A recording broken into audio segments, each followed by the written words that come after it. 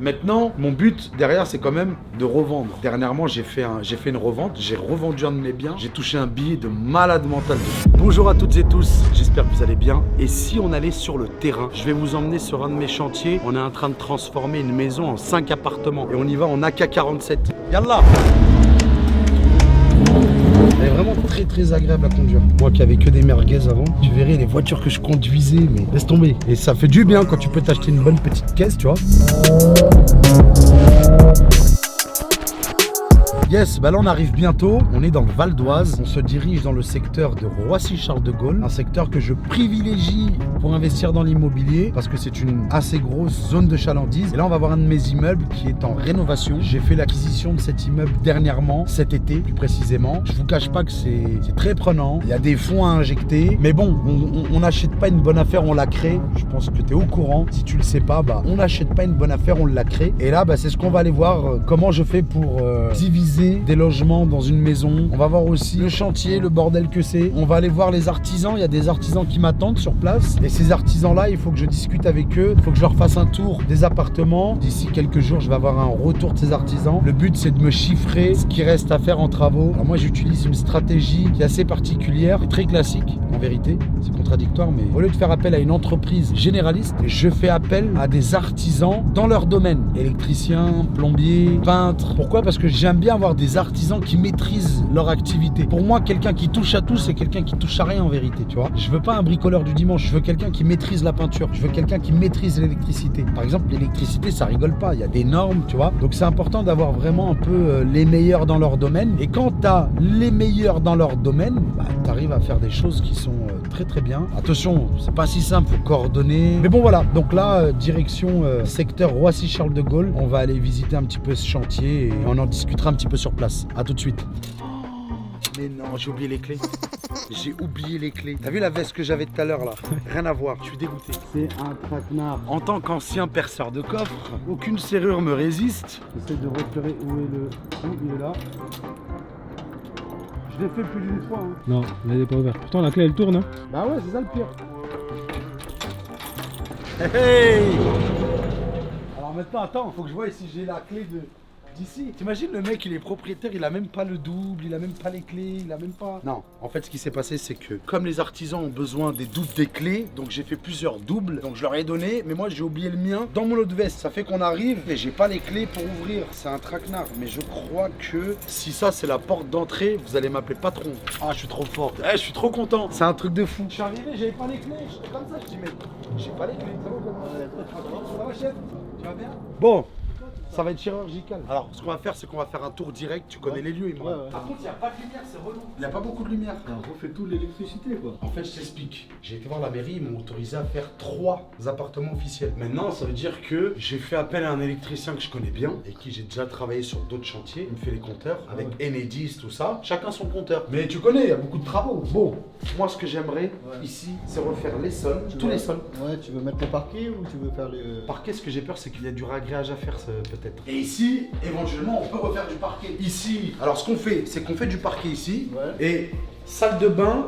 Ouais. Ah oui, ici c'est la cuisine, donc on fait carrelage. Ouais. Comme ça c'est la cuisine. La cuisine, carrelage obligatoire, c'est mieux. Et ça c'est la pièce de vie. Parce que c'est petit, c'est des F1, attention, c'est pas des F4, hein. C'est des petites surfaces. Et là on a une salle de bain, elle est quand même super grande. Tu sais ce que je vais faire, Imran, ici? Franchement, ça va peut-être te choquer, mais en fait, je vais laisser tel quel. Juste, je vais changer le meuble, je garde la baignoire. Ouais. Et la faïence, je voulais qu'il pose par-dessus. Par-dessus, ouais. Ah, c'est mieux. Oui, ça peut se poser, ouais. Moi à la base, je voulais tout arracher la faïence. Ouais, mais ça va faire... Mais c'est trop de travail. Là, il y a trop de faïence, ce serait un petit peu, mais là, il y a trop. Ça veut dire qu'après, il faut réenduire derrière. Nanani, nanana. Et je me dis, comme il y a du carrelage partout, enfin de la faïence partout, autant mettre par-dessus directement une faïence avec une baguette de finition. Le carrelage, on refait par-dessus. On monte un peu la porte. La faïence, on va tout refaire. Je change ça, bien évidemment. En fait, la salle de bain, enfin la douche telle qu'elle est, je préfère laisser comme ça. De toute façon, c'est le locataire qui va payer sa consommation. Pour l'eau aussi, ça sera pas? Ouais, non, il y aura des compteurs divisionnaires d'eau. Comme ça, chacun, on sait ce qu'il a consommé. Tiens, toi, t'as consommé 300 litres, 2000 litres, tu vois. Et en fait, moi, je me dis qu'ici, en faisant la faïence, on a juste après à refaire les joints correctement. Si je garde tel quel, après, faut s'imaginer. propre et tout, tu mets une paroi ici, c'est fini. Voilà, c'est ça, le paroi. Ouais. On garde comme ça, on va juste faire un bon coup de propre et c'est tout. Toilette, je change, bien sûr. On part sur un nouveau WC et le meuble il change. Ok. Exactement. Bon, bah ici c'est bon alors. Et après, t'as là-haut. Ici, on est au premier étage, on a fait poser un IPN. Tu sais, c'est quand tu as un mur porteur, tu dois faire appel à une société bien précise qui va venir t'installer une poutre comme ça parce qu'on a pété un mur porteur ici. Ici, c'est la cuisine. Alors n'oublions pas, c'est des petites surfaces, on est sur des studios, des F1, des F2. Là, tu as la cuisine. Ouais. Ici, bah, idéalement, c'est une cuisine salle à manger. D'accord. Ouais. Ici, carrelage. Ici, carrelage. Et pareil, ici, ce qu'on va faire. Regarde, ça, c'est en bon état. Le miroir, il est en bon état. Ouais. Tu récupères. Le meuble vasque, bon, faut voir, je crois qu'il est un peu pété là. Mais bon, à la limite, c'est pas grave. Tu rachètes un tiroir ou j'en sais rien, tu vois. Ce qu'on peut garder, on le garde. On va pas le jeter. Donc là aussi, tu dois refaire le carrelage sol, même mur, tout ça. voilà, pareil. Ok. Et là, la chambre, tu vois les finitions là, Ouais. c'est dégueulasse. Faut que ce soit clean. En fait, quand je refais des appartements, je me dis, il faut que le locataire, quand il arrive, c'est clean, c'est propre. Comme ça, tu vois, il peut pas te dire, ah, ça marche pas, ça c'est cassé, ça c'est ceci, ça c'est cela. C'est une grosse rénovation quand même. Il y a 5 appartements. Ici, j'ai fait un coup de maître. Mais attention, c'est parce que je suis bien entouré. Hein. Ici, c'est un studio, d'accord. Ici, en fait, on avait un gros problème. En fait, ici, c'est la salle de bain WC. Et en fait, le problème qu'il y avait, c'est que tu avais un mur porteur. Il faut savoir que ça, c'est porteur. Il arrivait à peu près jusque là. Et là, tu avais la porte d'entrée, tu vois. Et le problème, c'est qu'on n'avait pas assez de place pour la salle de bain. Donc, qu'est-ce qu'on a fait? On a cassé le mur. Et en fait, la porte, elle va être là. La porte, elle va être ici. Et là, on va agrandir le bac à douche. C'est là le bac à douche. Et là, c'est la porte d'entrée. Ici, il y a du boulot. Ça va. Là, c'est la cuisine. Alors, la cuisine, faut se projeter. Franchement, c'est pas dégueulasse pour un studio. Hein. Je veux dire, faut se projeter. En fait, quand tu visites comme ça, les gens, des fois, ils ont du mal à se projeter avec la finition des travaux. Mais moi, j'imagine ici, une verrière ici, là. Un mur, mais en verrière. Avec une porte d'entrée ici, là. C'est-à-dire que là, parce que les gens, ils aiment bien avoir la cuisine fermée. Il faut le savoir. En France, les gens veulent la cuisine fermée. Cuisine américaine, les gens, ils sont pas fans. Mais on ferme, mais tu vois, une verrière, tu peux voir ce qui se passe. Mais s'il y a les odeurs, tu peux fermer la porte comme ça, t'es tranquille. Bah, pour moi, ici, ce qu'on ferait, c'est carrelage partout. La verrière, le truc, là. Tu vois, là, on est en train de finir d'installer les tableaux, les trucs. Eh, ça se fait pas en un mois. C'est pour ça que je vous dis, il faut être patient. Des fois, tu t'arraches les cheveux, faut allonger les billets. Mais bon, on n'a rien sans rien. Hein. Ici, c'est un F3, c'est le plus grand. Il nous en manque un après encore à visiter. Pour moi, ici, tu remets du lino. Là, c'est la cuisine, mais attention, les gens, ils savent pas, mais tu peux mettre un lino dans la cuisine. Tu peux mettre un lino spécial cuisine de qualité. Pas du lino à 4 € le mètre carré. Ça, tu fais ça. C'est déchiré. Ça, c'est du lino de merde. Ça, c'est du parquet de merde. Ça, c'est du parquet. Je crois que c'est 5 € du mètre carré. Non, même pas. Faut pas mettre ça. Faut jamais mettre ça. Minimum, je sais pas moi, 10 €, 12 € du mètre carré, c'est bien. L'avantage dans ces petites surfaces que je dois reconnaître, c'est que les salles de bain, il y a de l'espace quand même. Et c'est bien d'avoir une salle de bain un peu spacieuse. Au début, tu vas rigoler, j'arrachais tout, je recommençais tout. Maintenant, je récupère ce que je peux. Tu vois, je fais pas le con à tout arracher. Il faut se servir un peu de ce que tu peux garder, de ce que tu peux refaire. C'est important la maîtrise des coûts. Là, il y a beaucoup de choses. Après, on peut faire ce qu'on peut faire, on peut la jouer très intelligent. On peut se reprendre un temps. Ici, bien mesuré. Moi, s'il me donne une liste, il me dit voilà, il me faut tant de mètres carrés de ça, il me faut ça, il me faut ça. Moi, je fais une commande en direct. Ah non, mais là, il faut qu'on démarre direct.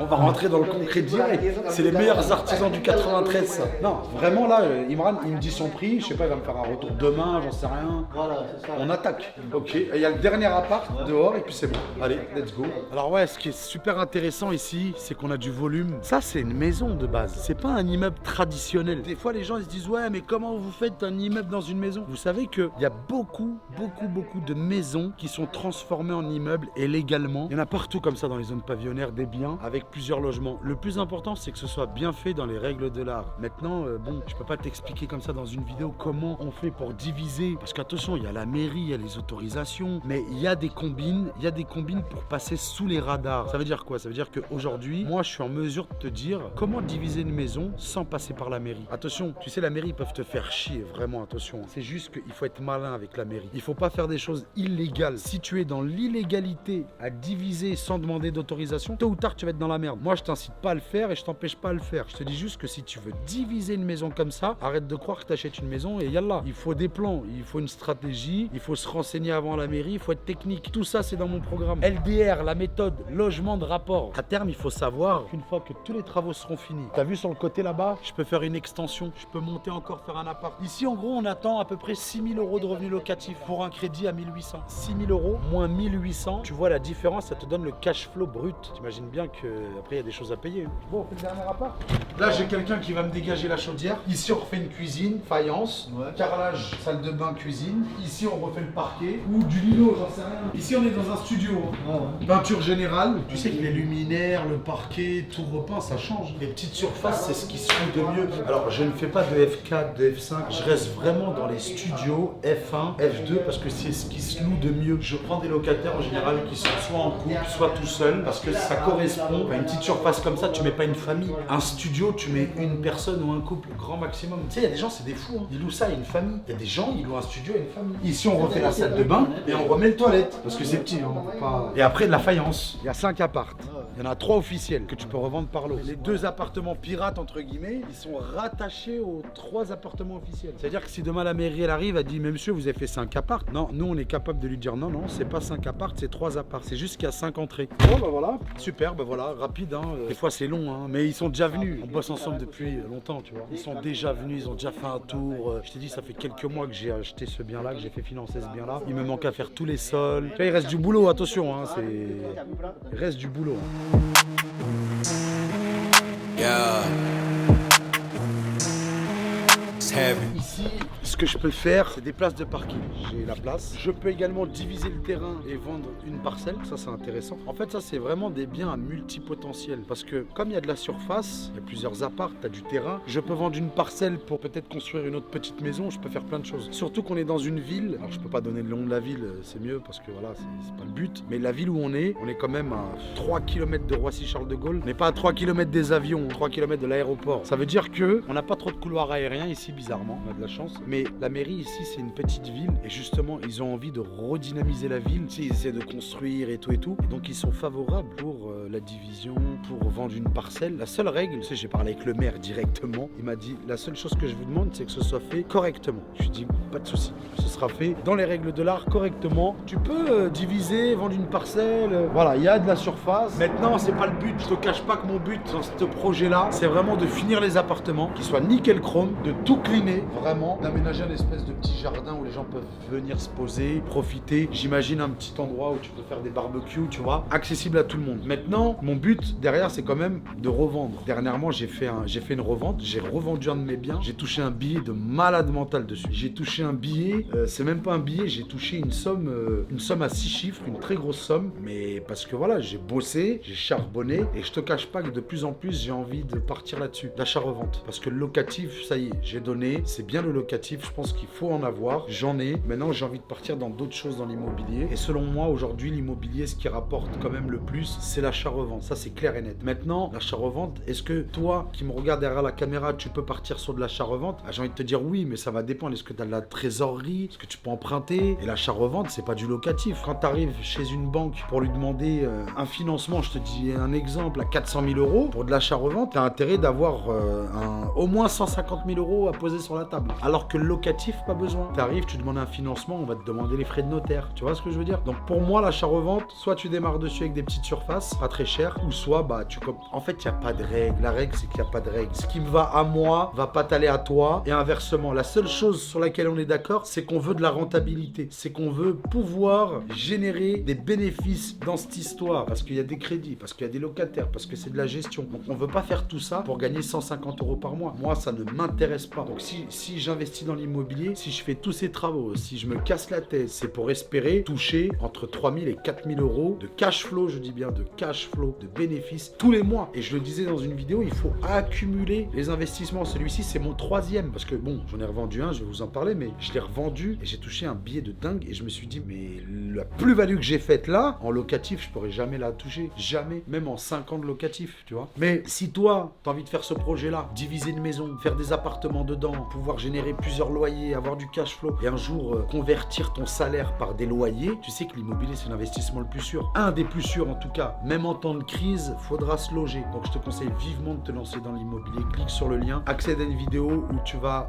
voir un bien fini, une immersion dans mes biens, ce que ça te donne quand c'est rénové, quand c'est retapé, quand c'est loué. Je vais te montrer plusieurs choses, je vais te montrer des chiffres dans cette immersion et ça va pouvoir t'inspirer pour toi aussi démarrer peut-être un programme LDR, logement de rapport, parce qu'il n'y a que ça qui ramène du gros cash flow. Logement de rapport. Le reste, c'est de l'immobilier scolaire. Donc là, la visite est finie avec les artisans. Le but aujourd'hui, c'était vraiment que les artisans viennent faire un tour pour me chiffrer le reste des travaux à effectuer. Faut pas hésiter à faire passer plusieurs artisans parce que y en a, ils se touchent sur les prix, je vous le dis. Faut faire passer plusieurs artisans. La seule chose que je dirais, c'est que pour trouver un bien comme ça, pour pouvoir le diviser, franchement, il faut être déterminé parce que les gens pensent que c'est facile, c'est simple et tout, mais oui, c'est très rentable, oui, c'est très lucratif, mais trouver un bien comme ça pour le diviser, faut charbonner, tu vois. Donc voilà, je vous retrouve dans une autre vidéo. En attendant, si vous voulez accéder à l'immersion de mes biens, voir un peu comment je divise, comment je m'y prends, ce que ça rapporte un peu cette méthode LDR, le lien, cliquez dessus, direction l'immersion et on se retrouve de l'autre côté. À très vite, ciao.